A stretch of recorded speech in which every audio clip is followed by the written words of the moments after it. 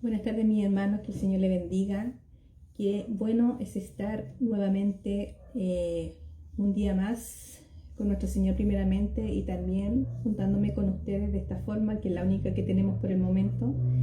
Pero muy satisfactorio esta hora y estamos ansiosos de saber qué es lo que el Señor nos traerá el día de hoy, qué es lo que Él nos quiere enseñar, qué es lo que quiere seguir haciendo con nosotros por medio de la serie, ¿cierto?, del aposento alto, sobre esta historia antes de la muerte de Jesús. Por eso es muy bueno que estemos todo el tiempo escudriñando la Escritura, porque el Señor todo el tiempo nos quiere hablar, todo el tiempo quiere estar con nosotros, todo el tiempo quiere enseñarnos, ¿ya? Así que hoy día vamos a ver, vamos a seguir con la serie del aposento alto. Hoy día el título es El mundo os aborrecerá. Y vamos a ver Juan 15, desde el 18 hasta el capítulo 16, versículo 4. Vamos a estar viendo todo ese pasaje donde el Señor nos muestra que por qué y nos advierte, ¿cierto?, que vamos a ser aborrecidos por el mundo. Doy lectura entonces a Juan 15, 18 en adelante. Dice: Si el mundo os aborrece, sabed que a mí me ha aborrecido antes que a vosotros. Si fuerais del mundo, el mundo amaría lo suyo. Pero porque no sois del mundo, antes yo os elegí del mundo. Por eso el mundo os aborrece. Acordaos de la palabra que yo os he dicho: el siervo no es mayor que su señor. Si a mí me han perseguido, también a vosotros os perseguirán. Si han guardado mi palabra, también guardarán la vuestra. Mas todo esto os harán por causa de mi nombre, porque no conocen al que me ha enviado. Si yo no hubiera venido ni les hubiera hablado, no tendrían pecado, pero ahora no tienen excusa por su pecado. Él, el que me aborrece a mí, también a mi Padre aborrece. Si yo no hubiese hecho entre ellos obra que ninguno otro ha hecho, no tendrían pecado. Pero ahora han visto y han aborrecido a mí y a mi Padre. Pero esto es para que se cumpla la palabra que está escrita en su ley: sin causa me aborrecieron. Pero cuando venga el Consolador, a quien yo os enviaré del Padre, el Espíritu de verdad, el cual procede del Padre, él dará testimonio acerca de mí. Y vosotros daréis testimonio también, porque habéis estado conmigo desde el principio. Estas cosas os he hablado para que no tengáis tropiezo. Os expulsarán de las sinagogas, y aún viene la hora cuando cualquiera que os mate pensará que rinde servicio a Dios. Y harán esto porque no conocen al Padre ni a mí. Mas os he dicho estas cosas para que cuando llegue la hora os acordéis de que yo os la había dicho. Esto no lo dije al principio porque yo estaba con vosotros. Estos versículos, ¿cierto?, son una plena advertencia de lo que le pasa a los verdaderos hijos de Dios. El mundo los aborrece.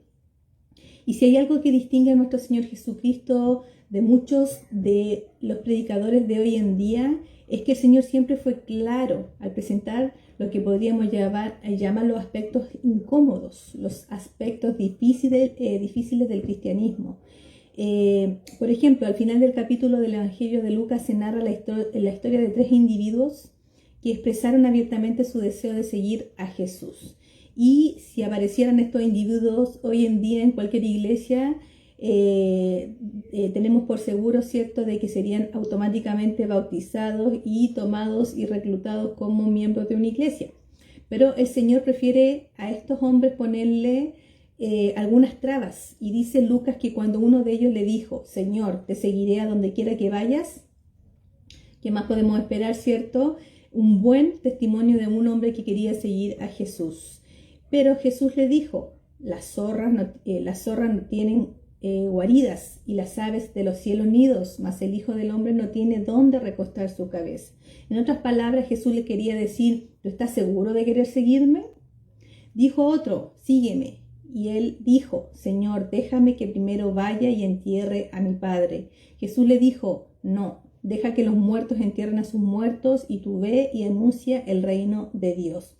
En otras palabras, déjame ponerte algo bien en claro: si tú decides seguirme, tienes que ponerme a mí por encima de toda atadura familiar. Nuevamente, ¿tú estás seguro de que quieres seguirme? Entonces también dijo otro, te seguiré, Señor, pero déjame que me despida primero de los que están en mi casa. Y Jesús le dijo, ninguno que poniendo su mano en el arado mira hacia atrás es apto para el reino de Dios. O sea, definitivamente parece que aquí Jesús no quería o no estaba ansioso por tener seguidores o por conseguirlo. Porque este no es el tipo de mensaje que atrae a cualquiera. Es lo mismo que encontramos en el capítulo del Evangelio de Juan que vamos a estudiar la tarde de hoy. Hasta aquí en el discurso del aposento alto hemos estado considerando algunos de los grandes privilegios que disfrutamos los cristianos. Por cierto, hermano, es muy glorioso ser cristiano, aunque muchos no lo vean de esa manera. Pero, por ejemplo, nosotros tenemos una morada segura en la casa del Padre, ¿ya? Que Cristo fue a preparar para nosotros. También nosotros disfrutamos de una extraordinaria relación de intimidad con el Dios Trino. Estamos unidos a Cristo por la fe, ¿cierto? Como las ramas están unidas a la vid por causa de nuestra unión orgánica con Cristo. Los cristianos producen fruto. Los cristianos estamos unidos unos a otros en una relación de amor y comunión cercana. Y por si todo esto fuera poco, el Señor enfatiza el hecho de que los cristianos tenemos la certeza de que nuestras oraciones elevadas al Padre en su nombre serán respondidas. O sea, no existe un ser más privilegiado en el mundo que un cristiano. Pero ahora, esa es la parte buena, ¿cierto? Pero todo tiene un lado A y un lado B. El Señor quiere, en este estudio, quiere que consideremos con cuidado la otra cara de la moneda, ¿cierto? La cara no tan buena. Porque eso es verdad y seguirá siendo verdad cuando nosotros terminemos este mensaje. Lo cierto es que nosotros y nuestra unión con Cristo tiene que ser más, tiene que haber mucho más intimidad a pesar de todo lo que vamos a ver en estos versículos y todo lo que vamos a ver en este estudio. Nosotros tenemos que considerar ciertamente que vivimos en un mundo totalmente hostil, ¿ya? En un mundo que odia, aborrece, persigue y rechaza a los cristianos por causa de la unión con Cristo. Y una vez más, leamos el versículo 18, dice, si el mundo os aborrece, sabed que a mí me han aborrecido antes que a vosotros. ¿Ya? Él está advirtiendo que si el mundo nos aborrece, que tengamos en cuenta que a Cristo lo aborreció primero. Entonces debemos tener claro, dice Jesús, que vivimos en un mundo totalmente hostil, que rechaza, aborrece y persigue a los cristianos. Y cuidado, este versículo, si se da cuenta, dice, si el mundo os aborrece. Y debemos tener cuidado con ese sí, ¿ya? Porque ese sí no es un sí condicional, como si el Señor estuviera diciendo, supongamos por un momento que el mundo los aborrezca, pero porque existe la posibilidad de que eso ocurra, ¿ya? Eso no es lo que está diciendo. La forma como está escrito el pasaje da por sentado que el mundo nos aborrecerá. Está firmado y sacramentado que el mundo nos va a aborrecer. Y lo que el Señor quiere explicarnos es por qué. ¿Por qué el mundo nos va a aborrecer de tal manera? Sabemos, cierto, que en el mundo hay muchos hipócritas que dicen ser cristianos y no lo son. Personas que viven vidas inconsistentes a la fe que profesan y creen. Y nos resulta extraño eso nos resulta extraño que atraiga el aborrecimiento de las personas que los rodean, ¿cierto? Porque dicen ser cristianos, pero su vida deja mucho que desear. Y sabemos que los cristianos verdaderos debemos dar fruto, que es la vida de Jesús vivida y reflejada en mí. Entonces,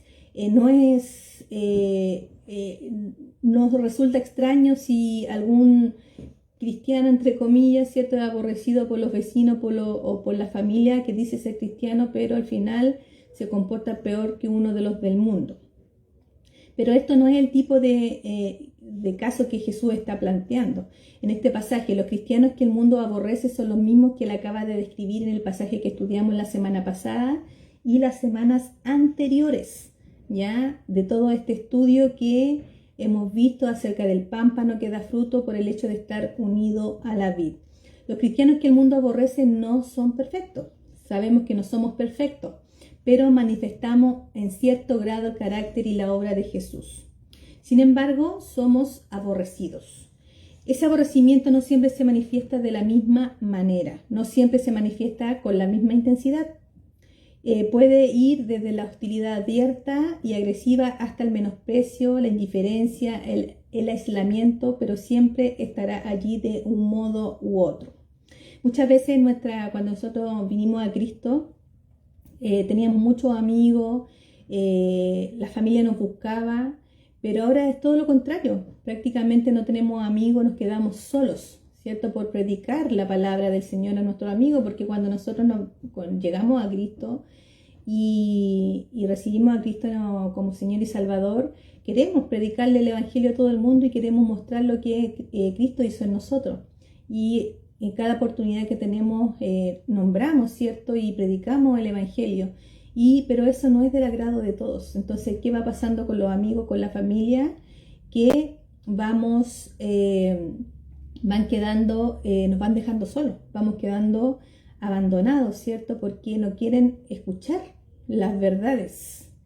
Entonces, eso no es nada en comparación con lo que están sufriendo muchos de nuestros hermanos en otras partes del mundo, y lo sabemos. Pero eso es parte del aborrecimiento de que Jesús nos está hablando en estos versículos. Ahora, la pregunta es, ¿por qué los inconversos aborrecen a los creyentes? ¿Qué es lo que provoca ese tipo de reacción en contra de los cristianos? Y la respuesta de Cristo es nuestra identificación conmigo. Todo nuestro problema con el mundo es nuestra identificación con Jesús. Veamos otra vez el versículo 18 al 20. Dice: si el mundo os aborrece, sabed que a mí me ha aborrecido antes que a vosotros. Si fuereis del mundo, el mundo amaría lo suyo. Pero porque no sois del mundo, antes yo os elegí del mundo, por eso el mundo os aborrece. Acordaos de la palabra que yo os he dicho: el siervo no es mayor que su señor. Si a mí me han perseguido, también a vosotros os perseguirán. Si han guardado mi palabra, también guardarán la vuestra. Y el Señor aquí vuelve a traer a la memoria algo que él había dicho a sus discípulos en el contexto del lavamiento de los pies. Lo recuerdan que eso salía en Juan 13:16. Dice: de cierto os digo, el siervo no es mayor que su Señor, ni el enviado es mayor que el que le envió. Jesús había asumido el papel de siervo al lavar los pies de sus discípulos durante la última cena, y nosotros deberíamos asumir esta misma actitud de humildad, de servicio, pero ahora Cristo lo está aplicando ese mismo principio en otra situación, ¿ya? ¿Cuál? Que si nuestro Rey y Señor sufrió el desprecio del mundo al punto de ser clavado injustamente en una cruz, ¿por qué pensamos que vamos a recibir de ese mismo mundo un trato diferente? ¿Porque somos acaso nosotros mejores que Jesús? Si Él lleva una corona de espina, ¿por qué tú estás esperando una corona de gloria? ¿Ya? Si Jesús lo sufrió todo, lo padeció todo sobre esta tierra, ¿por qué nosotros esperamos algo mejor? Cuando el Señor nos está advirtiendo que si a Él lo aborrecieron, que era el Señor y Salvador, el Todopoderoso, ¿qué más nos queda a nosotros? Es una advertencia para los cristianos. Dice en Mateo 10:25: bástale al discípulo ser como su maestro y al siervo como su señor. Si al padre de familia llamaron Belcebú, ¿cuánto más a los de su casa? Imagínense si al padre de familia le dijeron endemoniado, al padre de familia lo llamaron príncipe de los demonios. Eso le dijo el mundo a Jesús, y ahora la pregunta: ¿cuánto más a los de su casa? Toda esta persecución, todo este aborrecimiento, todo este rechazo no se trata de nosotros, no es hacia nosotros, se trata de Él, se trata de Jesús. Cuando nosotros nos convertimos al Señor, nos pasamos al bando del enemigo. Recuerden, cuando nosotros estábamos en el mundo, nuestro padre era Satanás. Ahora que estamos en el reino de Dios, nuestro padre es el Señor y pasamos a ser enemigo de Satanás. Y en lo que el mundo respecta dice: si ustedes fueran del mundo, el mundo amaría lo suyo. Pero yo los elegí del mundo y ustedes ya no pertenecen a este mundo. Recuerden que nosotros somos del mundo, pero no pertenecemos a este mundo. Y es importante aclarar que el mundo no tiene una sola forma de pensar. Alguien decía por ahí, hay una sola verdad y muchas clases de error. El mundo tiene muchas formas de pensar, pero hay algo que unifica el pensamiento del mundo y es su rechazo a lo que el verdadero Jesús representa. Piensen por un momento en el nazismo y en el comunismo.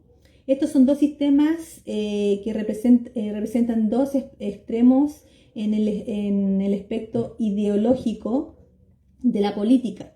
Los nazis no querían saber nada de los comunistas y los comunistas no querían saber nada de los nazis, pero los cristianos eran aborrecidos y perseguidos en los dos sistemas, tanto como los nazis como los comunistas. Entonces, lo mismo podemos decir de cualquier otro sistema del pensamiento humano creado por el hombre. El hombre rechaza la idea de que Jesucristo sea Señor del hombre. Él le revienta la idea que Jesucristo debe ser obedecido. En ese sentido, los cristianos debemos ver la persecución y la hostilidad de parte del mundo como una especie de pasaporte que nos identifica con la ciudadanía de la que deberíamos estar sumamente orgullosos, ¿ya? Ser rechazados por el mundo no debería ser un motivo de tristeza en nuestro corazón, todo lo contrario, deberíamos sentirnos contentos y gozosos porque nos identifica con Cristo. Somos nosotros ciudadanos de otra nación. Entonces, no deberíamos disfrutar en absoluto ser aborrecidos y ser rechazados por el mundo. No es que seamos masoquistas, ¿ya? Que no se malentienda, nosotros no disfrutamos sufrir de ninguna manera, a nadie le gusta sufrir, pero debiera ser motivo de gozo el hecho de que seamos identificados con Cristo, de tal manera que el mundo desvíe hacia nosotros el odio que tiene hacia Jesús. Eso debe ser motivo de gozo, ¿ya? Eso fue lo que experimentaron los apóstoles en Hechos capítulo 5, versículo 41. Ellos salieron de la presencia del concilio gozosos de haber sido tenidos por dignos de padecer afrenta por causa del nombre. ¿Recuerdan este episodio? Ellos fueron azotados, ¿ya? Ellos fueron encarcelados y azotados por predicar la palabra después de que Jesús fue muerto. Andaban predicando y los pilla el concilio y los toma presos y los azota. Dice que ellos salieron de la presencia del concilio gozosos por haber sido tenidos por dignos de padecer afrenta por causa del nombre de Jesús. Entonces dice, bienaventurados hoy, dice el Señor, cuando por mi causa vituperen y os persigan y digan toda clase de mal contra vosotros mintiendo, siempre y cuando sea mintiendo, ¿cierto? Porque si usted está haciendo las cosas mal y hablan de usted, tiene que ver si es mentira o verdad, y si es mentira usted debe estar en paz y tranquilo porque no es verdad. Pero cuando nosotros nos angustiamos, ¿cierto? Por lo que están diciendo, cuando nosotros nos preocupamos, es porque algo de cierto hay de lo que están hablando. Dice, gozaos y alegraos, dice el Señor, porque vuestro galardón es grande en los cielos, porque así persiguieron a los profetas que fueron antes de vosotros. En otras palabras, ¿qué privilegio tienen ustedes que están en compañía de los profetas? Por supuesto, esta es una moneda de doble cara, ¿ya? Veamos una vez más el versículo 20. Dice el Señor, si a mí me aborrecieron también, a ustedes los van a aborrecer. Pero si han guardado mi palabra, también guardarán la vuestra. Entonces, no todas las personas del mundo reaccionan con ira, ¿ya? O con odio, cuando se les predica el evangelio. Pregunta, ¿y saben dónde está la prueba? De los cristianos, de los mismos, nosotros mismos somos la prueba de que no todas las personas del mundo reaccionan de la misma manera con odio ni con ira, porque nosotros cuando escuchamos el evangelio se nos predicó y fue otro cristiano que nos predicó la palabra y nosotros nos tiró la semilla y germinó en nuestro corazón, teníamos una buena tierra y esto dio fruto, ¿ya? Entonces, nosotros pertenecíamos al mundo, ¿cierto? Nosotros no hay nadie que nazca siendo cristianos. Nosotros también pertenecíamos a ese sistema que aborrece al Señor. Aborrecíamos al Señor, hacíamos las cosas a nuestra manera, vivíamos la vida a lo que nosotros se nos antojaba, nuestro pensamiento, nuestros sueños, todo era en torno a nosotros mismos, ¿ya? Entonces, eso también es parte de aborrecer al Señor, porque decía más arriba, ¿cierto? De que el Señor, el hombre aborrece de que Cristo sea el Señor y que tengamos que obedecerle. Eso es lo que aborrecen. Los humanos quieren hacer lo que a ellos se les plazca. Entonces nosotros pertenecíamos a este sistema, ¿ya? Pero Cristo venció nuestra hostilidad. Cuando alguien nos predicó el Evangelio y lo que el Señor está diciendo aquí, lo mismo va a suceder con otros a través de su predicación. Así como el mundo nos aborrece por causa de Cristo, otros también nos escucharán precisamente por representar a Cristo. Ahora yo tengo una pregunta.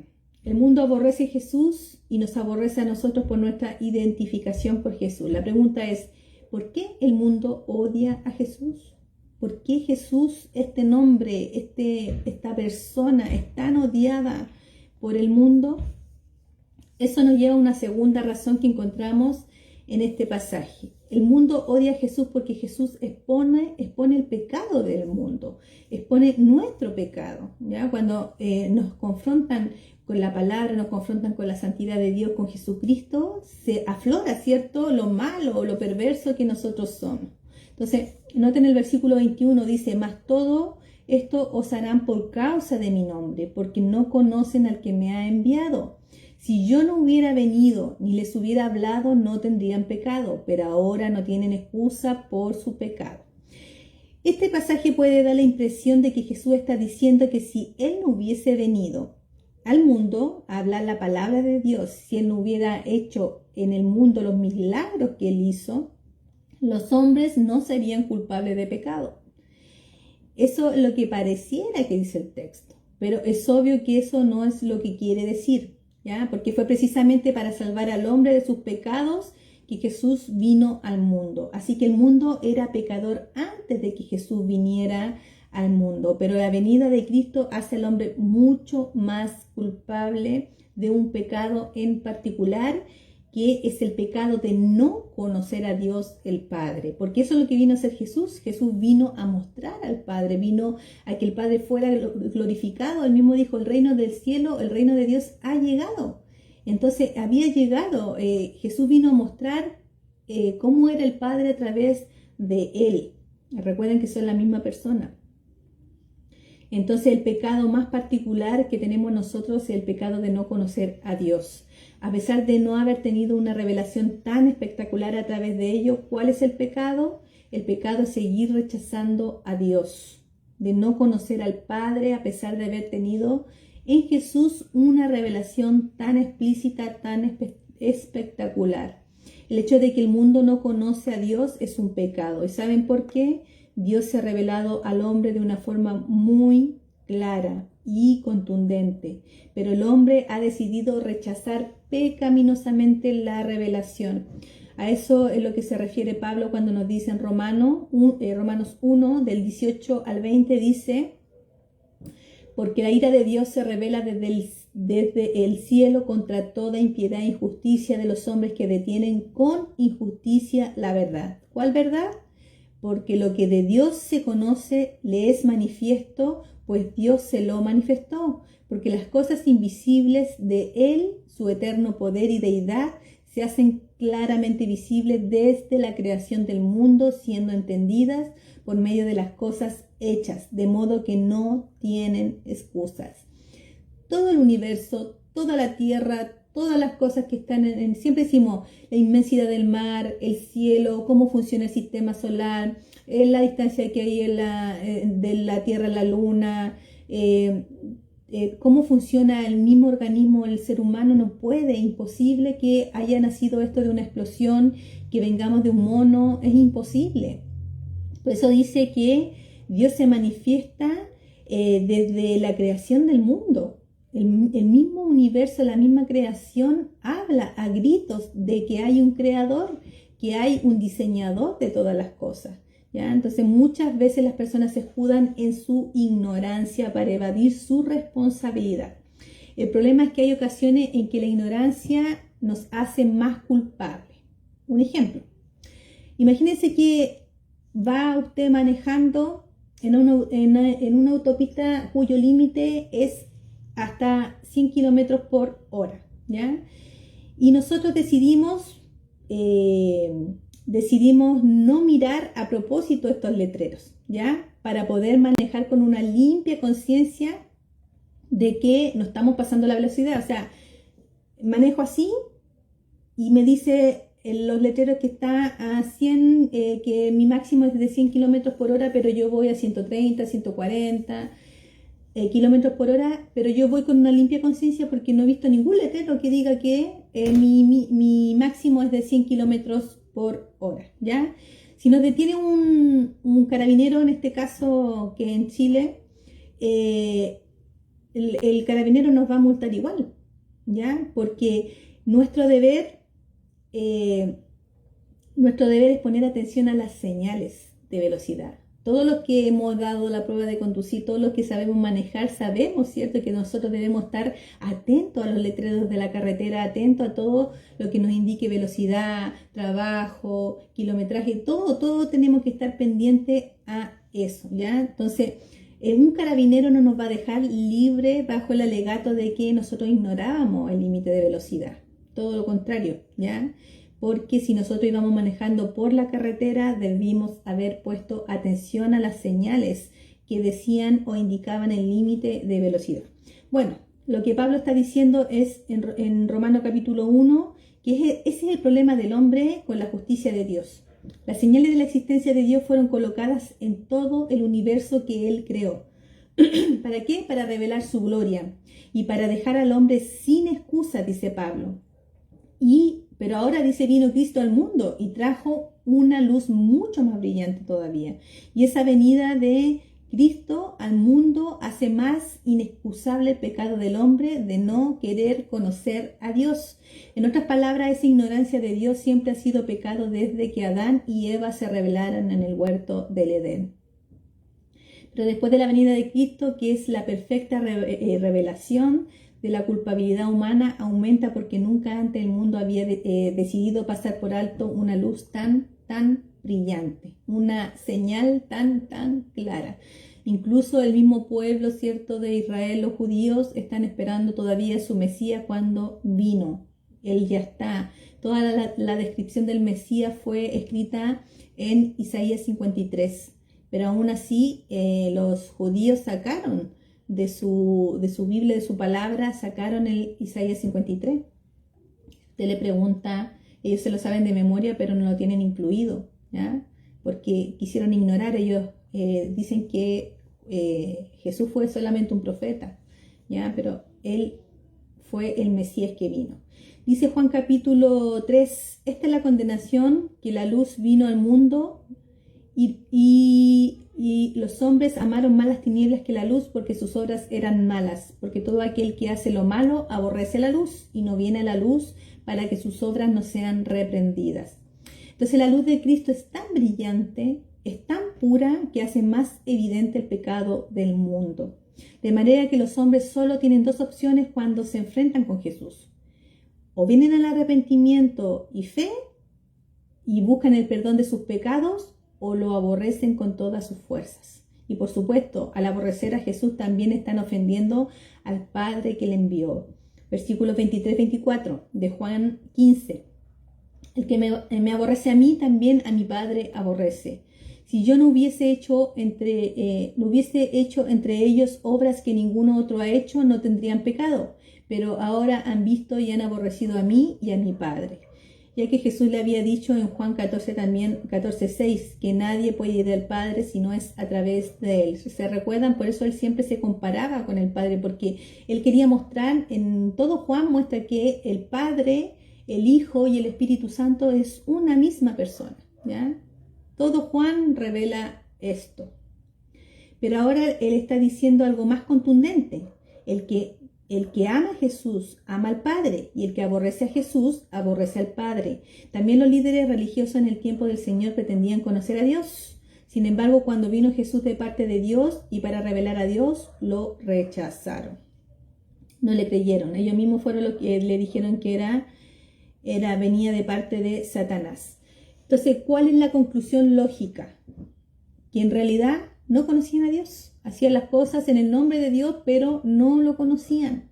¿Y saben ustedes cuántas personas dicen tener una relación con Dios?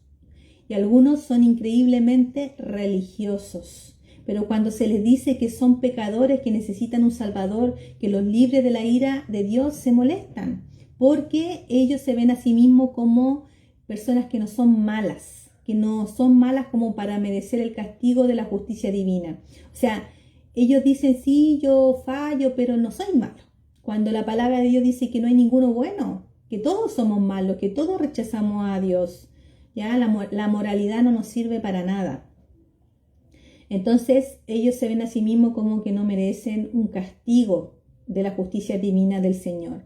Y también lo que Jesús nos está diciendo aquí es que cuando el hombre reacciona de esta manera a la persona de Jesús como Salvador, evidentemente es porque no conocen a Dios y están abrazando deliberadamente la maldad y las tinieblas. Es así de simple. Están abrazando deliberadamente la maldad y las tinieblas. Se están engañando ellos mismos. Ese es el pecado del que Jesús está hablando aquí. Déjenme explicar algo. Con Jesús, hermano, es todo o nada, ¿ya? Con Él no hay términos medios, lo sabemos. No podemos tener un pie allá, un pie en el reino de Satanás y un pie en el reino de Dios. No podemos ver las cosas grises. Para Dios es blanco o negro. Es frío o caliente, ¿ya? Con Él es todo o nada. No hay término medio.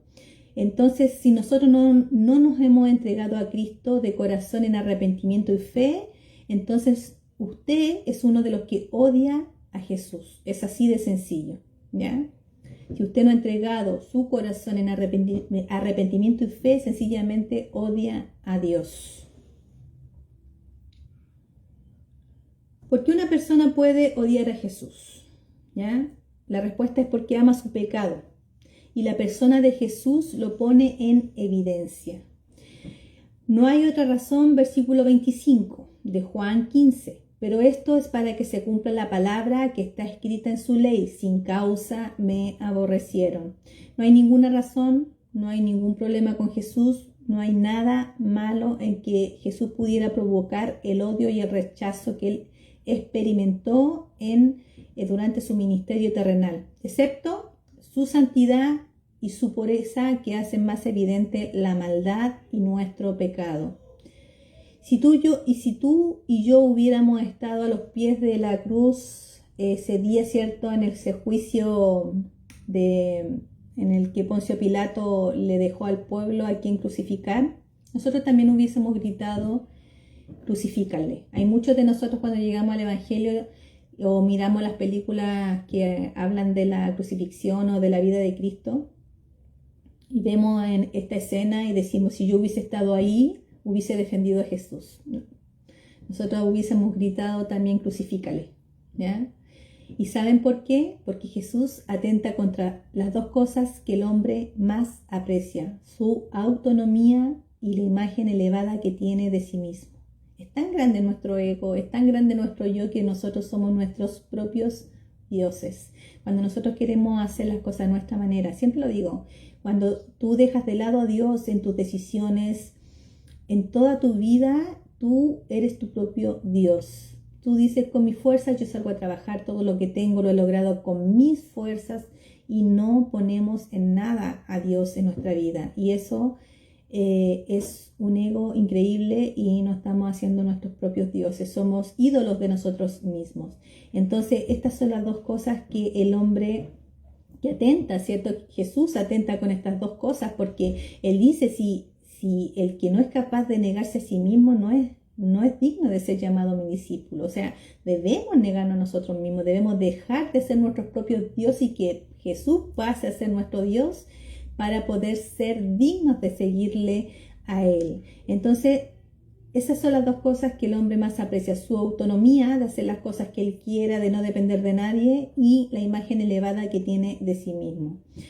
Y Jesús, en la palabra, y siempre al hombre pecador y a la creación, nos está siempre diciendo Jesús que nosotros no valemos nada. Aunque usted diga, pero ¿cómo Jesús puede decir eso? Pero no valemos nada. Somos pecadores, simplemente somos personas malas. Si Dios nos diera lo que merecemos, nos da el infierno, porque somos malos, porque si Dios no tuviera nuestra vida, nosotros seguiríamos haciendo el mal. Seguiríamos siendo nuestro propio Dios, haciendo la vida a nuestra manera, viviendo la vida loca, metido quizá en qué cosa. eh, y somos pecadores y no valemos nada. Por eso Jesús dice, sin mí nada puedes hacer. Sin mí, sin Jesús nada podemos hacer. Solamente maldad, solamente producimos maldad, queremos hacer cosas malas. Recuerden que Dios mismo dijo que el corazón del hombre era permanentemente el mal en nuestro corazón. Nuestro corazón es engañoso, ¿ya? Entonces, Jesús nos hace ver y quiere que nosotros asumamos, ¿cierto?, que no somos nada sin Él. Nosotros no somos las grandes personas que creemos ser, ¿ya? Y eso molesta profundamente. Y saben, en la misma medida en que nosotros pongamos en evidencia el pecado del mundo a través de nuestro estilo de vida, cuando nos negamos a hacer lo que todo el mundo hace a través de nuestra predicación, vamos a provocar el mismo rechazo. No sé si se ha dado cuenta cuando usted hace, no sé, cuando le ofrecen un trago y usted no quiere tomar, cuando usted le dicen, pero ¿para qué tan santo? Si queréis decir garabato día, usted no quiere, usted por medio de la predicación que usted da, no tanto la Biblia, ¿cierto?, que es la palabra la que transforma a la otra persona, pero la Biblia, la palabra dice que nosotros debemos oír y hacer. Entonces, cuando nosotros hacemos la palabra del Señor, nosotros estamos predicando el Evangelio por medio de nuestra vida. Y cuando nosotros nos negamos a hacer cosas que el mundo quiere que hagamos, ya por medio de la predicación de nosotros, cómo nosotros actuamos, entonces producimos un rechazo. Ya somos legalistas, que para qué le ponís tanto color, que soy religioso, y empiezan con millones de cosas. Entonces, ¿qué debemos hacer? Ocultar la realidad de nuestro cristianismo y dejar de predicar el Evangelio para no tener problemas con el mundo, para no sentirnos rechazados por el mundo. Eso es lo que muchos hacen, ¿ya? Hay cristianos que son cristianos de la secreta, como dicen por ahí. Nadie sabe que son cristianos. Y eso no debe ser de ninguna manera, ¿ya? Y eso nos lleva a nuestro segundo encabezado. Ya hemos visto, ¿cierto?, que el mundo aborrece a los cristianos por nuestra identificación con Cristo. Pero el Señor nos dice ahora en los versículos 26 y 27, pero cuando venga el Consolador, a quien yo os enviaré del Padre, el Espíritu de verdad, el cual procede del Padre, Él dará testimonio acerca de mí y vosotros daréis testimonio también, porque habéis estado conmigo desde el principio. ¿Qué quiere decir esto? Que los cristianos, a pesar de ese aborrecimiento del mundo, deben unirse al Espíritu Santo dando testimonio, ¿cierto?, del Evangelio a ese mismo mundo que los aborrece. Nosotros hemos visto a través de todo este estudio, este discurso, ¿cierto?, durante todo este discurso, que una de las grandes preocupaciones de los apóstoles esta noche era que el hecho de que Jesús les había dicho que se iba, ¿ya? Y en ese contexto el Señor promete la venida del Espíritu Santo, eso ya lo vimos. Y dice en el capítulo de Juan 14, 16, dice, y yo rogaré al Padre y os dará otro Consolador para que esté con vosotros para siempre. Pero ahora el Señor les hace ver que el Espíritu Santo no solo iba a venir al mundo a ayudar a los cristianos. El Espíritu Santo vendría también a dar testimonio de Jesús al mundo. La semana que viene, hermanos, vamos a ver esto con más profundidad, lo que el Espíritu Santo hace en este mundo, ¿ya? Vamos a considerar entre los versículos 7 y 11 del Juan 16. Pero esto lo vamos a ver más ampliamente en la semana que viene. Por ahora es suficiente decir que no estamos solos en la tarea de llevar el Evangelio al mundo, ¿cierto? Predicar el Evangelio al mundo. De hecho, si ustedes notan con cuidado otra vez los versículos 26 y 27 que acabamos de leer, ¿quién es el que hace la obra de dar testimonio de Cristo en el mundo? ¿El Espíritu Santo o los cristianos? ¿Cuál de los dos? ¿Quién es el que hace la obra de dar testimonio de Cristo en el mundo, el Espíritu Santo o nosotros? La respuesta es sí. Las dos. Porque el Espíritu Santo es el que da testimonio de Cristo en el mundo a través de los cristianos. Es interesante notar la conciencia que tenían los creyentes de la iglesia primitiva, ya de esa obra del Espíritu Santo en medio de ellos. Recuerden que el Espíritu Santo mora dentro de nosotros, nos guía toda justicia, toda verdad. El cristiano tiene el Espíritu de Dios dentro. Entonces, Él nos guía con todo lo que nosotros comemos, ¿cierto? Consumimos de la palabra del Señor. Cuando nosotros vamos a predicar el Evangelio, cuando alguna persona está en necesidad, trae la palabra, sabe lo que la otra persona necesita y nos ayuda a predicar correctamente la palabra que Dios quiere dar en ese momento a la persona que lo está necesitando, ¿ya? Cuando los apóstoles fueron presentados ante el concilio en Hechos capítulo 5 y los azotaron para que no siguieran predicando en el nombre de Jesús, los amenazaron, ¿ya?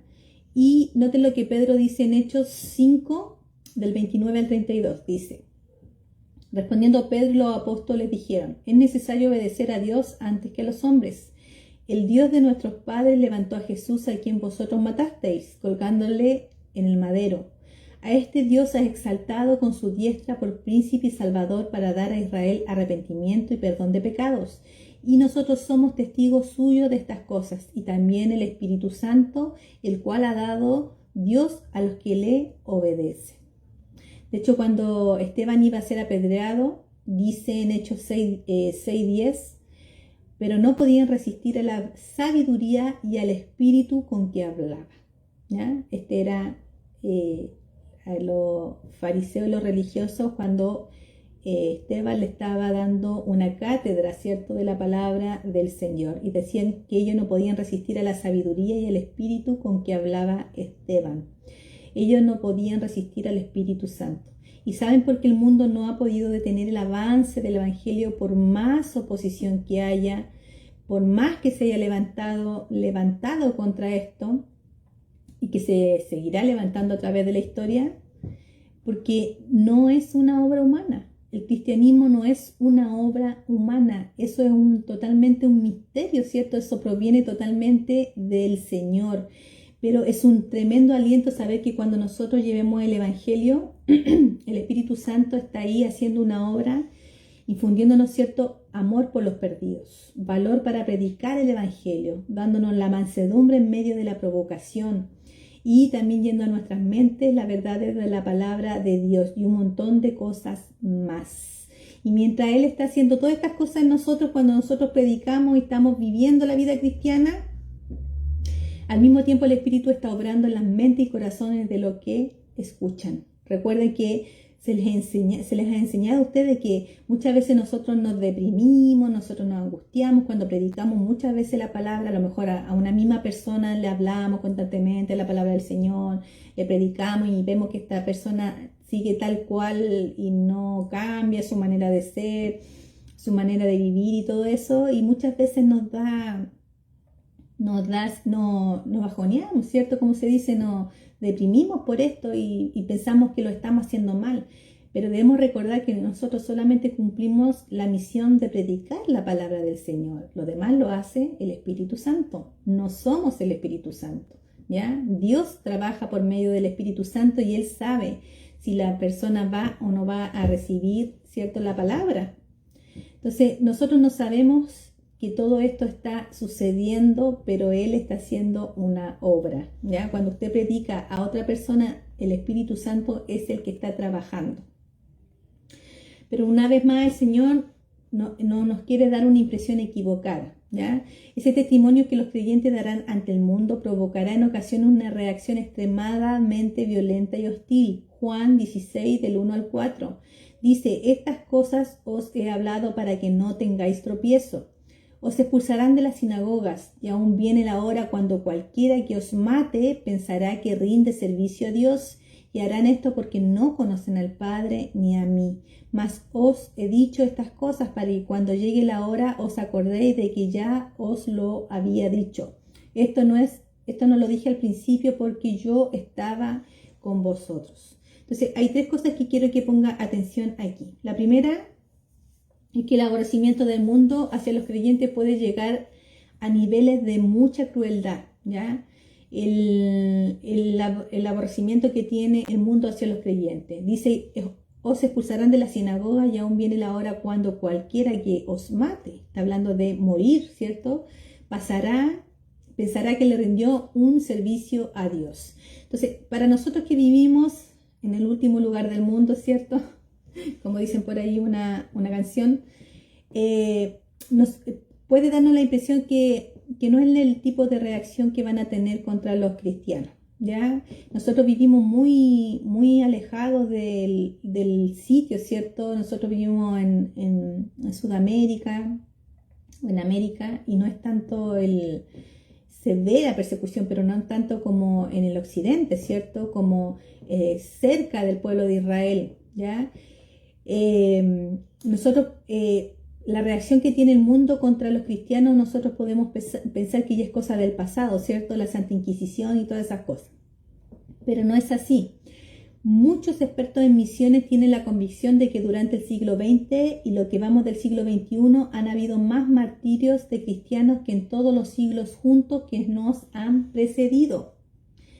Aún en la época del Imperio Romano, las persecuciones contra los cristianos eran focalizadas. Ya la mayoría de las veces eran en lugares específicos y de hecho a veces nosotros leemos acerca de la persecución del Imperio Romano y pensamos que todos los cristianos eran perseguidos.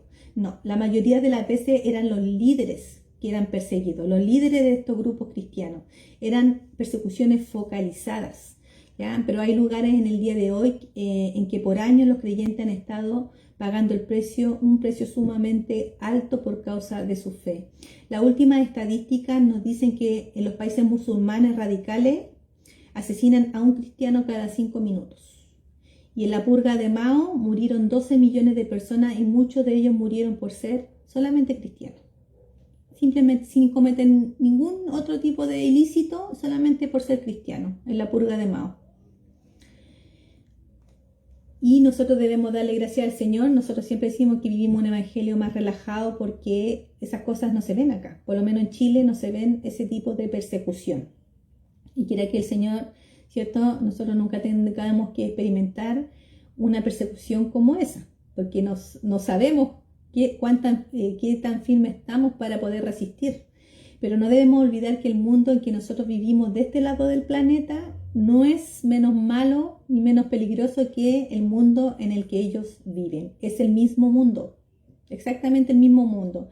Y de hecho yo me pregunto, si nosotros que vivimos en Sudamérica no estaremos en una situación mucho más peligrosa que la de ellos, con este relajo, con que no nos persiguen.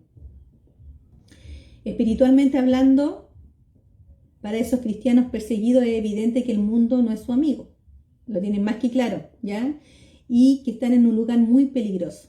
Pero nosotros que vivimos en una situación relativamente cómoda, fácilmente podemos ser confundidos pensando que el mundo sí puede llegar a ser nuestro hogar. Nos aferramos a este mundo porque no es tan malo.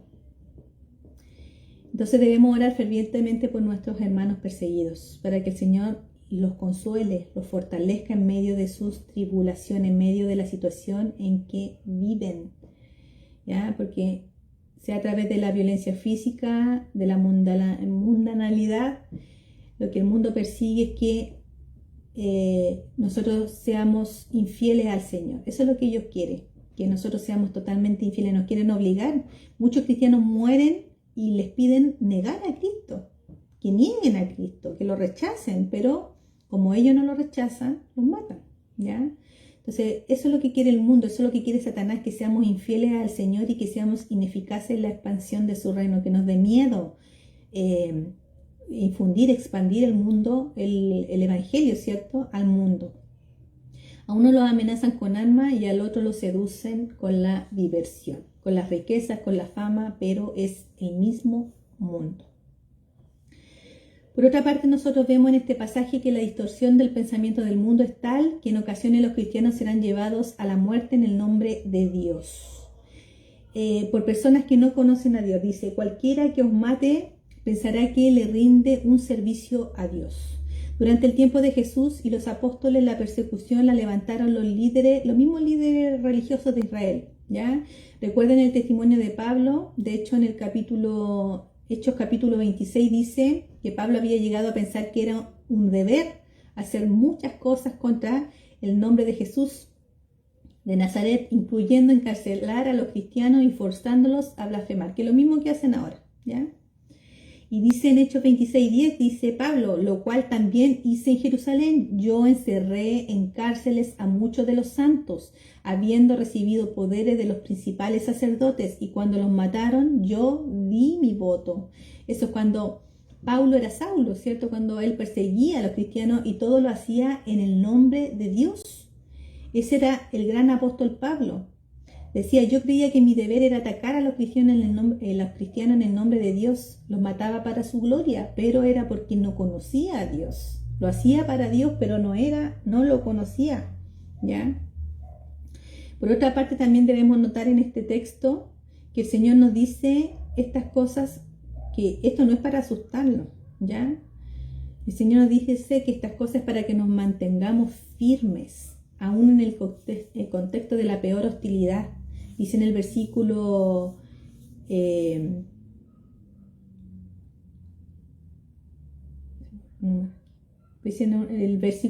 en Juan, dice, estas cosas os he hablado para que no tengáis tropiezo. En el versículo 1 de Juan 16. Y en el versículo 4 dice, más os he dicho estas cosas para que cuando llegue la hora os acordéis de que yo os lo había dicho. Esto no lo dije al principio porque yo estaba con vosotros. Lo que el Señor está diciendo aquí, que mientras Jesús estaba en la tierra durante su ministerio terrenal, todo el odio del mundo se volcó hacia Jesús. Ya no perseguían a los apóstoles, no hacían nada contra los apóstoles, sino que todo el odio era Jesús a quien querían matar, porque ellos lo culpaban a él de la revolución, ¿cierto?, cristiana o religiosa que tenía en esos momentos. Pero ahora Jesús les dice, yo me voy. Y todo ese odio que tenían por mí, que todo ese odio que el mundo, los religiosos, en ese momento tenían hacia mí, lo van a volcar contra ustedes. Dice, yo no les dije esto al principio. Le dijo Jesús porque no era necesario, porque yo estaba ahí para protegerlo, para consolarlo. Pero ahora todo ese aborrecimiento del mundo se iba a volcar contra sus discípulos, solamente por seguirlo a él. Él sabía que los discípulos iban a ser el blanco de ataque directo del mundo, y el Señor se los advierte para que no los tome desprevenidos, y eso para que tampoco fuera tropiezo para su fe.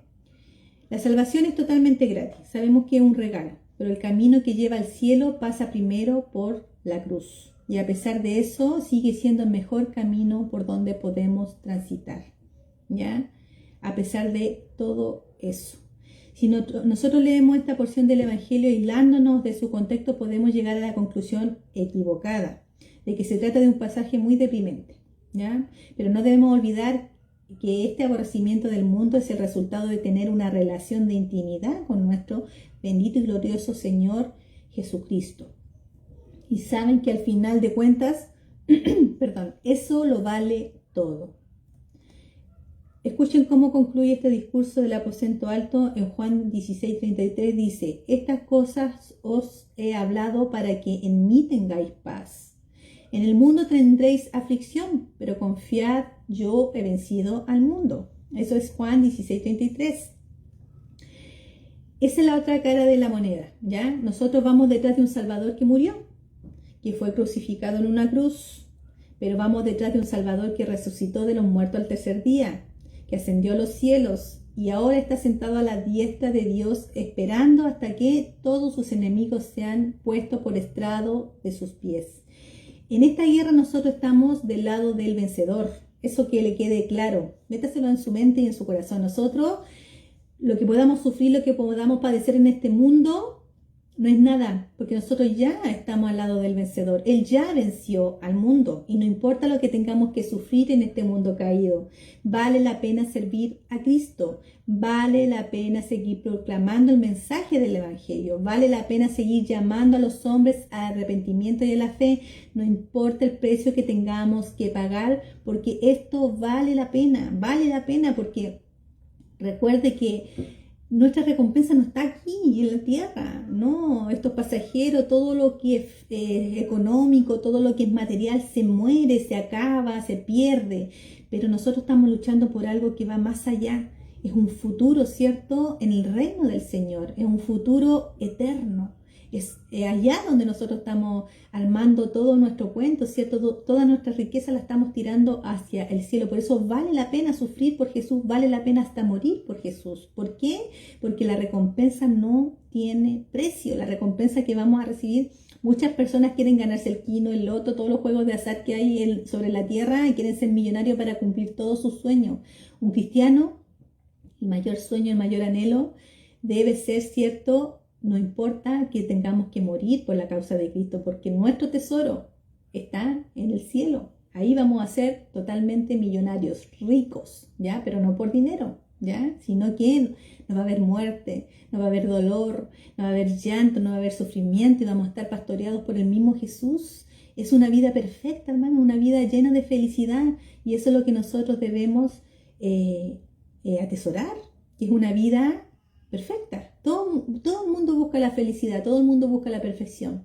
Ahí está la perfección, en el cielo, al lado de Jesús.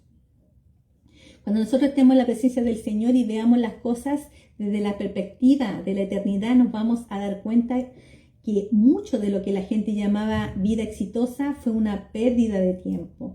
Hay mucha gente que está perdiendo el tiempo, hay muchos cristianos que están perdiendo el tiempo. ¿Ya? ¿Saben cuál es la gran lección de este pasaje?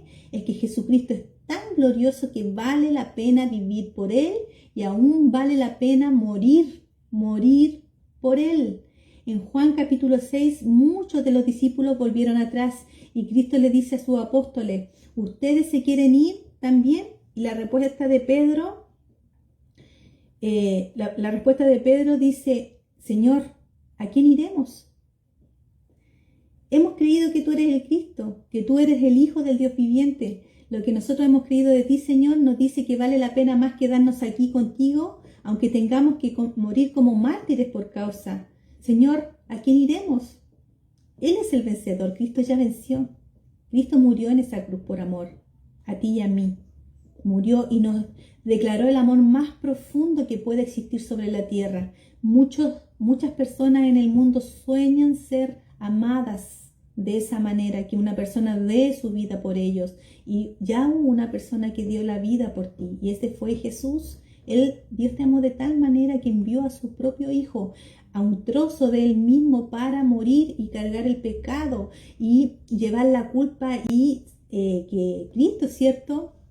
Sentir que Dios volcó toda la ira sobre Jesús y fue la justicia de Dios sobre los pecados del mundo. Cristo venció, consumado es, dijo, ¿ya? Y eso debemos nosotros tener consciente, hermano, que nosotros ya hemos creído que Él es el Cristo, creemos que Él es el Hijo del Dios viviente, hemos creído que vale la pena quedarnos ahí a pesar del problema, de la dificultad, de la enfermedad, de lo que pueda vivir sobre esta tierra, vale la pena porque este sufrimiento va a ser pasajero, pero no es nada comparado con la eternidad que Dios nos promete. Entonces, la pregunta es, ¿a quién irá? ¿A quién iremos si no es a Jesús? Vale la pena ser amigo de Jesús y enemigo del mundo. El que quiere ser amigo del mundo debe ser enemigo de Jesús. Pero recuerda, no se puede estar en los dos bandos al mismo tiempo. Debes escoger uno. ¿A quién vas a servir? ¿Al mundo? ¿Al reino de Satanás? ¿O vas a ser amigo de Jesús? ¿Ya? Cuando tú eres amigo del mundo significa ser enemigo del Todopoderoso. Y cuando tú escoges a Jesús significa ser enemigo total del mundo. ¿Ya? Algún día nos van a juzgar en el tribunal de Cristo. Recuerda que hoy Cristo es tu abogado, es la puerta donde tú puedes entrar. En la puerta Él es el abogado que está intercediendo ante el Padre por nosotros, pero un día Él será el juez y no podrás decirle que no sabías lo que estabas haciendo, porque la palabra es explícita, porque el Señor en toda su palabra nos muestra que nosotros debemos amarlo y por ese amor obedecerlo. Y eso significa cumplir sus mandamientos, hacer su palabra, que Cristo se refleje en mi vida, yo vivir a Cristo, que Cristo se refleje en mí, en la mirada, en el hablar, en el actuar, en toda mi vida, todo el amor que yo pueda dar, tiene que estar Cristo. Ese es el fruto que el Señor quiere que nosotros tengamos y que demos. Por eso dice, sed imitadores de mí, sed imitadores de Cristo, sed santos como yo soy santo, apartado, diferente. Eso es lo que Cristo quiere, eso es lo que el Señor quiere enseñarnos con este discurso del aposento alto. Hemos visto una riqueza absoluta. Ya van, creo que 7, 8 estudios de esto y yo, hermano, me lo he gozado todo con estos estudios. He descubierto muchas cosas que antes no entendía y ahora se me abrió mi entendimiento y estoy absolutamente segura que también algunos, ojalá que la mayoría de ustedes también les haya pasado. Y nos quedan 2 estudios más y terminaremos con esta serie del aposento alto, pero aprovéchela. Si no entendió una predicación, le pido vuelva a escucharla. Si tiene alguna duda, pregúntenos. Pregúntenos, no se queden con la duda, porque es importante que nuestro entendimiento sea transformado, que nosotros dejemos que nuestra vida sea transformada. ¿Y por qué? Por la palabra del Señor. Esa es la que nos santifica y nos transforma. Bueno, hermano, hasta aquí el estudio de hoy. Que el Señor les bendiga mucho, que haya sido de provecho para usted. Yo no sé qué es lo que está pasando, qué problema tiene, si está enfermo o no está enfermo, si está bien, gloria sea al Señor, si está mal, gloria sea al Señor también, porque algún propósito tiene. Pero la palabra del Señor es absoluta, la palabra del Señor llega al tiempo correcto, ¿ya? Así que vamos a orar. Amado Dios, en el nombre de Jesús te damos muchas gracias, Señor, por esta oportunidad, este tiempo junto a ti, Señor. Gracias por exhortarnos la palabra, gracias por advertirnos, Señor, que vamos a ser aborrecidos por este mundo, por estar a tu lado, Señor, por estar unidos a ti, por ser parte de ti, Señor. Gracias, Señor, por advertirnos que vamos a ser muchas veces rechazados, vamos a ser aborrecidos, Señor, a lo mejor perseguidos. Muchos de los hermanos ya, Señor, en diferentes partes del mundo han sido muertos, perseguidos, familias completas, asesinadas, Señor, solamente por creer en ti, por tu causa, Señor. Te pedimos, Señor, por los hermanos que están padeciendo, Señor, en los países, Señor, que tú conoces y sabes donde los hermanos están escondidos, que no se puede predicar, ni siquiera Biblia pueden tener, Señor. El Espíritu Santo trae a su mente la palabra, Señor. Te doy gracias porque en este lugar, Señor, en Chile, podemos, Señor, y tenemos la libertad de culto, tenemos la libertad de poder predicar a otros, Señor. Te damos muchas gracias, Señor, y te pedimos firmeza en nuestra fe, que tu Espíritu Santo, Señor, nos guíe para poder exhortar la palabra, para poder predicar tu evangelio, Señor, a quien sea, Padre, poder hablarle de tu grandeza, Señor, y sobre todo predicar con nuestra propia vida, Señor. Gracias te damos, Señor, por esta exhortación. Gracias, Señor, por advertirnos que si somos amigos del mundo, pasamos a ser tus enemigos, Señor, y no queremos. Queremos ser tus amigos, Señor. Queremos serte fieles, Padre. No importa que el mundo nos tenga que aborrecer a causa de ti.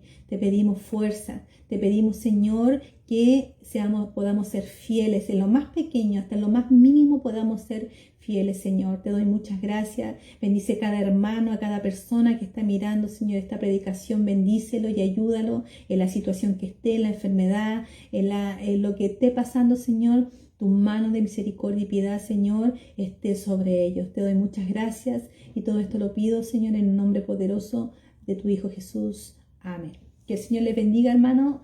Y si Dios quiere, nos vamos a ver este próximo domingo con el otro estudio sobre el aposento alto. Vamos a estar estudiando el Espíritu Santo con más profundidad y que tenga una excelente semana.